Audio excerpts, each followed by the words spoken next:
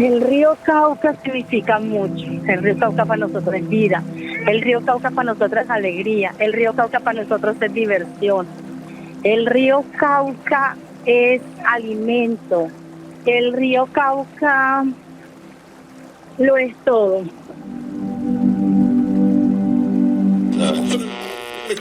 A esta hora en el departamento de Caldas las autoridades investigan las principales causas de la muerte de 3 hombres cuyos cuerpos fueron hallados en 3 puntos diferentes del río Cauca. El Tribunal Superior de Medellín, a través del fallo a una tutela, reconoció al río Cauca, su cuenca y sus afluentes como sujeto de derechos a la protección, conservación, mantenimiento y restauración a cargo de EPM y del Estado. Las consecuencias de la contingencia en Hidroituango originan. El río Cauca ya no da alegría, sino dolor, tristeza, impotencia. Son sentimientos encontrados, que es lo que se siente con el río Cauca. Esto es Hechos que Reparan, el podcast de la Unidad para las Víctimas. Soy Laura Repiso. Y yo soy Diego Acosta. Les agradecemos por acompañarnos en el camino de este especial radial, titulado Los ríos también sangran, violencia y extractivismo en el conflicto armado. Hoy con nuestro último episodio, en el que navegaremos por el majestuoso río Cauca.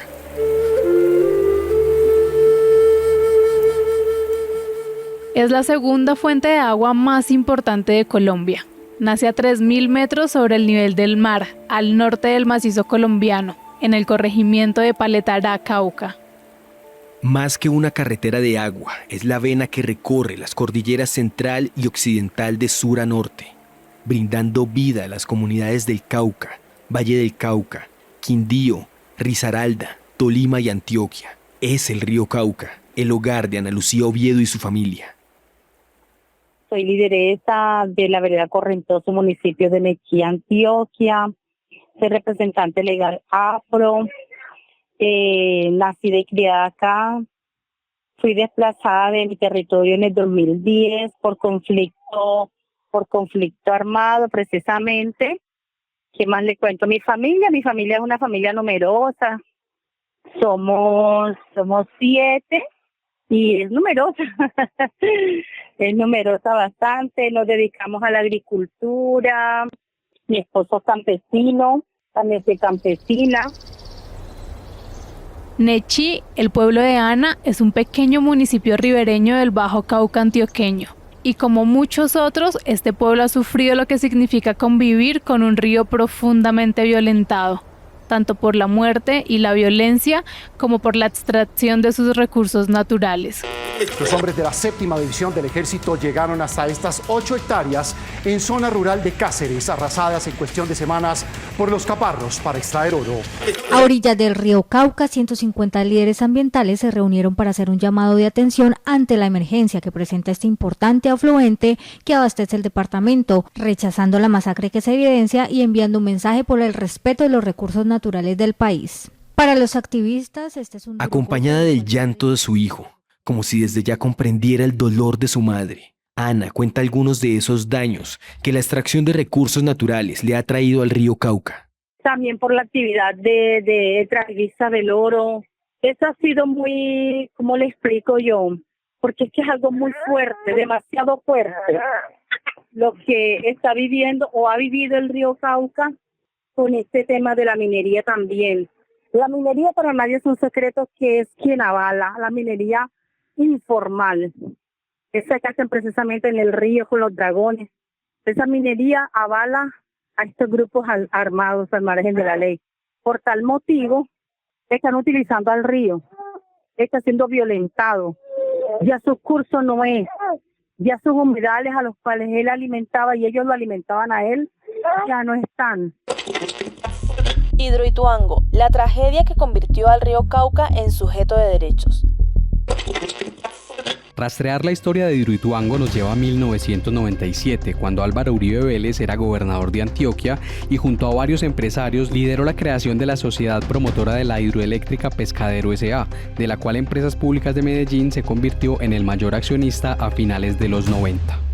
Con esto, Hidroituango se convertiría en uno de los tantos intereses económicos que ha rodeado la historia de este río. Pero también tenemos la expansión de grandes proyectos económicos, porque entonces a la par de que había una economía ilegal en la minería y en los cultivos ilícitos, también había unos proyectos legales que cada vez se expandían gracias también a ese apoyo de grupos, en este caso paramilitares. O sea, hubo una expansión de cultivos de caña durante este periodo. Obviamente el cultivo de caña ha sido central en las disputas por el territorio en esta zona del país, pero también tenemos una proliferación de cultivos de pino y eucalipto, ¿cierto? Sobre todo para la industria del cartón, la instalación de hidroeléctricas. Es que digamos desde el 86 con Salvajina se han venido realmente mostrando que hay desplazamiento forzado. Salvajina fueron más de 3.000 familias las desplazadas que nunca tuvieron realmente una compensación. Carlos Zapata es director del Instituto Popular de Capacitación, una organización que entre muchas de sus labores se ha encargado de defender los derechos de los ríos que son afectados tanto por los grupos armados como por el modelo económico extractivista que ha desangrado a nuestros cuerpos de agua. Uno de ellos, el río Cauca. Lo que hace el Tribunal Superior de Medellín es declarar al río Cauca como sujeto de derechos y le concede, digamos, 4 derechos: el derecho a la conservación, al mantenimiento, a la preservación y sobre todo a la restauración. Y además le concede a las comunidades ribereñas los derechos a la vida digna, al agua, al medio ambiente sano y a la alimentación. Esos son digamos que los derechos al río y los derechos a las comunidades. Les otorga efectos intercommunities, que significa que son de toda la cuenca, las comunidades de toda la cuenca, y los concede a generaciones futuras. Entonces ese es el valor que nos está entregando esta sentencia, así pues que de todas maneras está también ordenando a EPM que ejecute el plan de acción específica con motivo de la emergencia que generó su actividad, y al Estado colombiano le obliga a construir un plan de acción para recuperar, restaurar el río Cauca, pero en consenso con una figura que crea muy importante denominada el Cuerpo Colegiado de Guardianes del Río Cauca. Básicamente son 13 personas representantes de las comunidades en medio del embalse de Hidroituango y aguas abajo hasta La Mojana. Carlos se refiere a la sentencia 038 de 2019, que declaró al río Cauca como sujeto de derechos, un paso importante para protegerlo del extractivismo que ha contaminado su esencia, y también protege a las comunidades que conviven con él, quienes conocen de primera mano la violencia que ha navegado en su río.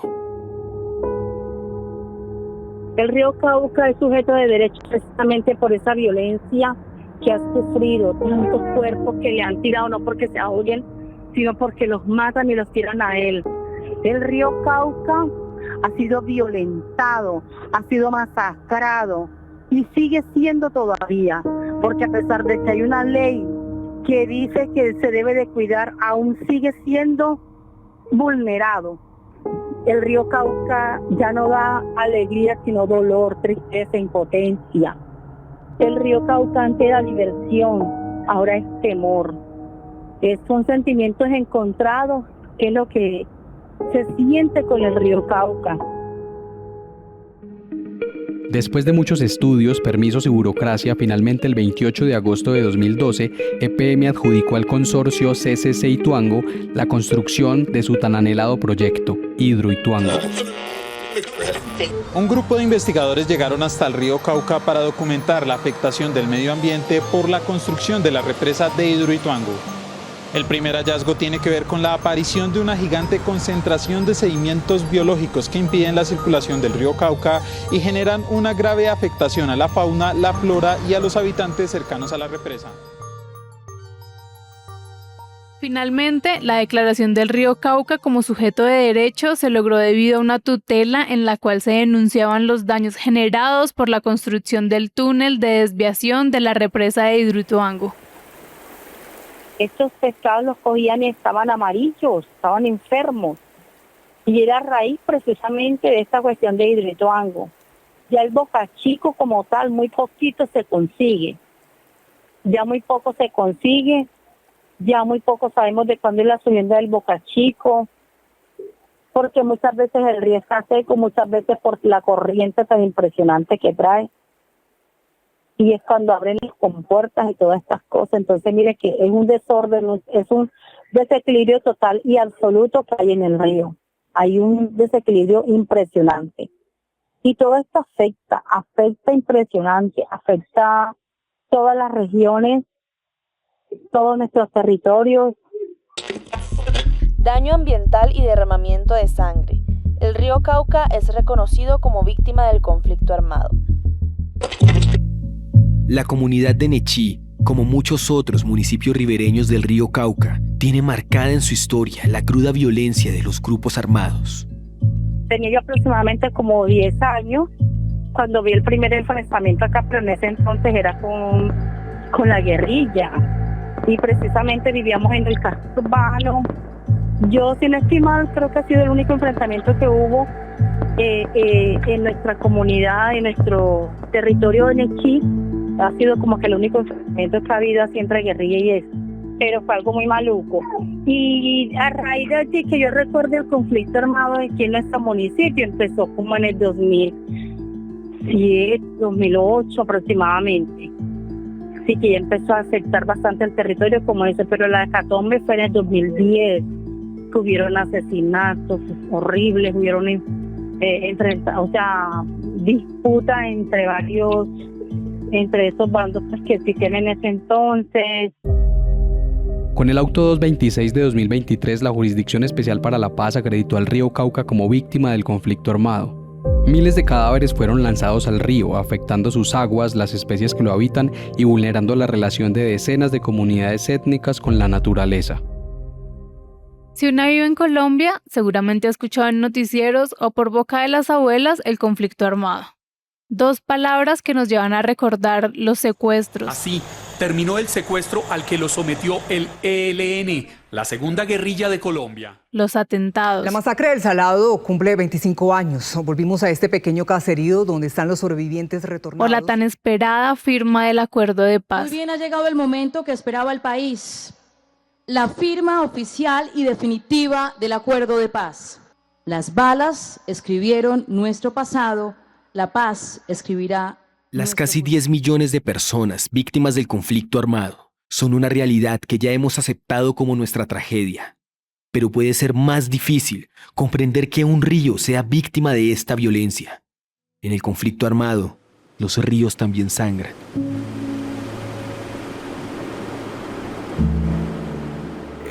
Es un hito porque está en primer lugar reconociendo afectaciones directas sobre un ente natural.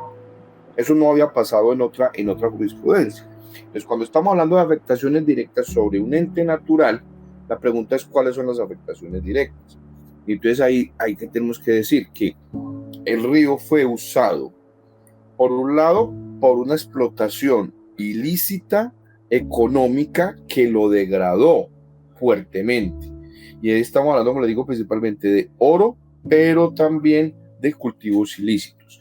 Sobre el río, sobre todo cuando empezó el proceso de incursión paramilitar, que hacia el suroccidente del país tuvo las principales consecuencias durante los años que señalas, principalmente de 2000 a 2004.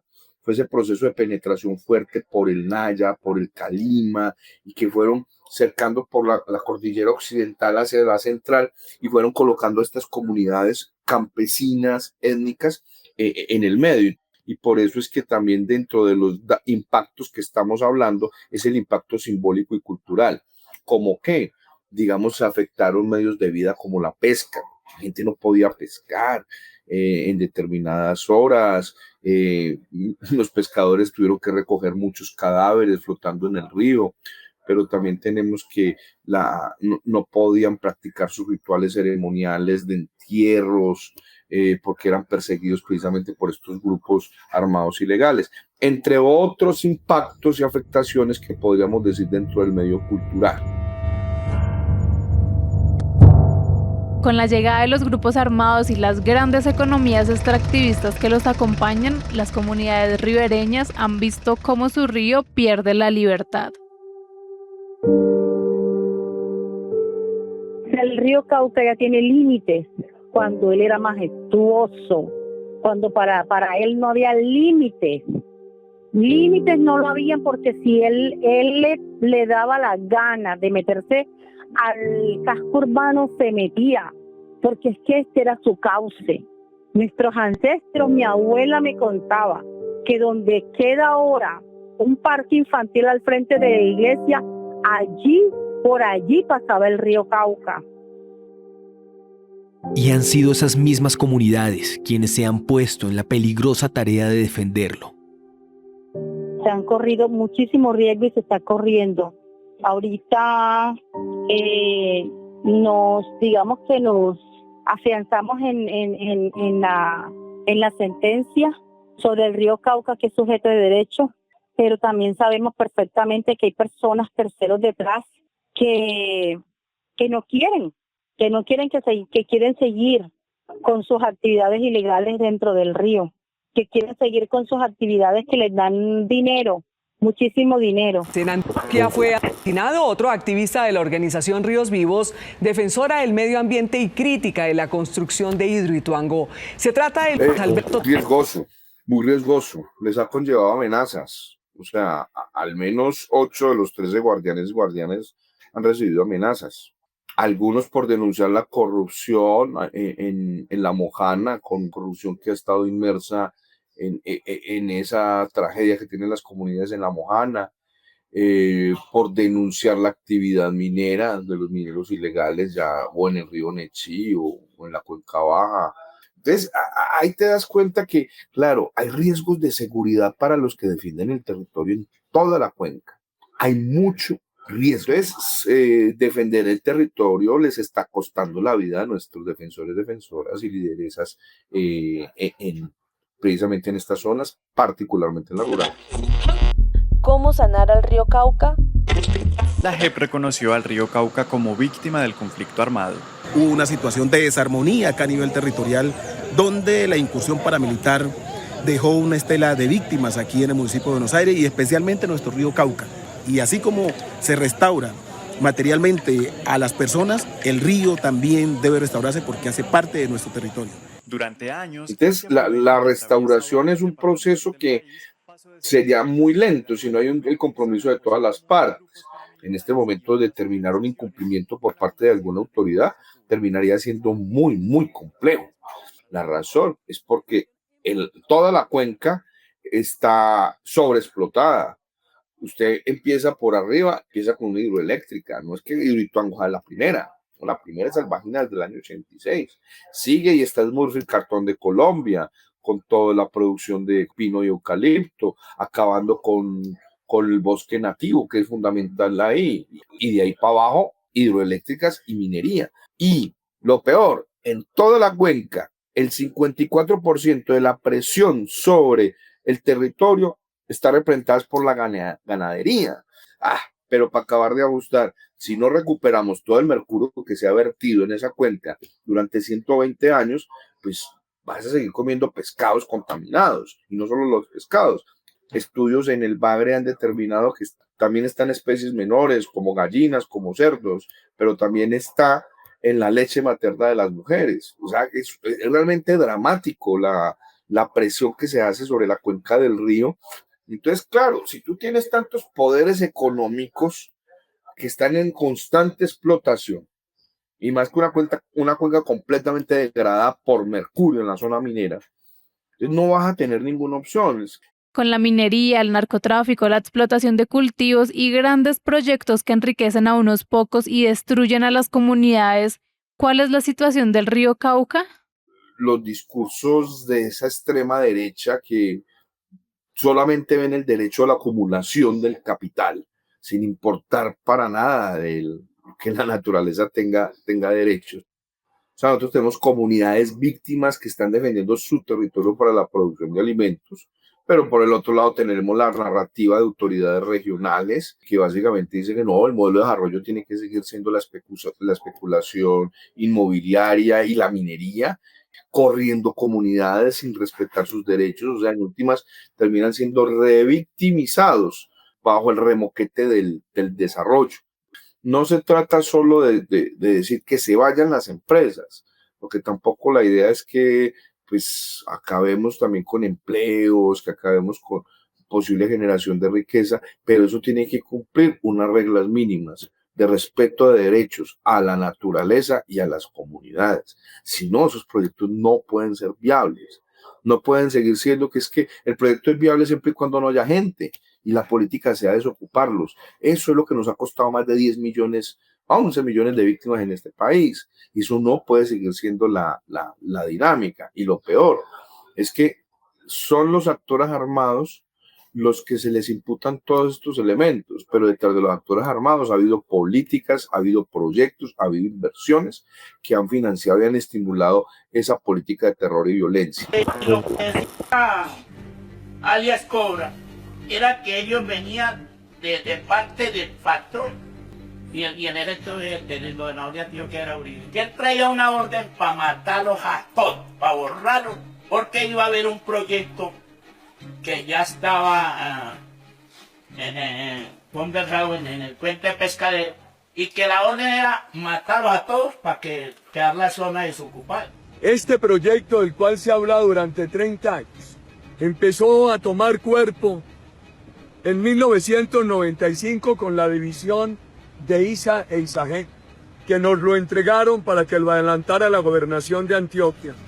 Empezó la matanza, se empezó del puerto para allá. Que posiblemente no pasaron por el noticiero ni no, que fue la masacre del Aro. Pero los que mataron en esa ladera, los comió los gallinazos, los tiraron al río. ¿Qué dicen de la masacre del Aro? ¿Qué dicen de las masacres? ¿Alguien diga algo? ¡Del Aro! ¿Cuál? ¡El masacre del Aro! ¿No? Una cosa son acusaciones de jueces penales y otra es la realidad. Ah, sí, ¿cuál es la realidad? Los falsos positivos son una realidad. Entonces, desde ahí, los que poco sabemos es que el proyecto Irpuán necesitaba toda la zona libre, pero nos desplagan a todos. Para Carlos y las organizaciones sociales, frente a este panorama difuso y lleno de grandes intereses en las sombras, la respuesta sobre cómo y por qué proteger el río Cauca es clara. ¿Qué es lo que nosotros podemos implementar en este momento? Organizaciones étnicas, comunitarias, campesinas, de pescadores y pescadoras que tengan un arraigo muy fuerte sobre su río y sobre su territorio, pues que se puedan movilizar en su defensa. Aunque sabemos perfectamente que no podemos volver atrás el tiempo, que no podemos volver a recuperar lo que se perdió, al menos podemos mitigar y conservar lo que tenemos. Porque creemos todavía en la justicia colombiana, porque aún creemos en los líderes y porque creemos que hay un Dios que todo lo puede y sabemos y podemos conservar lo poco que tenemos, porque tenemos la plena confianza y convicción de que nuestros nietos, bisnietos y los que de ahí para adelante vengan deben de conocer y de saber las historias del río Cauca, las alegrías, la felicidad, los ingresos que le brindaban a esta comunidad, el auge, la alegría, mejor dicho, el saber de que venían unas lanchas que se llamaban la Santa Leonor y el Force, que venían cargadas de ganado, de verduras, de comida para nuestros territorios, de saber que ese río Cauca era tan majestuoso que esas lanchas pasaban por aquí y que no se atollaban, no se quedaban embancadas en ningún momento, de que sepan que ese río existió y de que hubo toda esta alegría. Todavía creemos y tenemos la plena convicción de que podemos no rescatarlo, sino conservar lo que hay y tratar de mitigar toda la vulneración que se le ha hecho.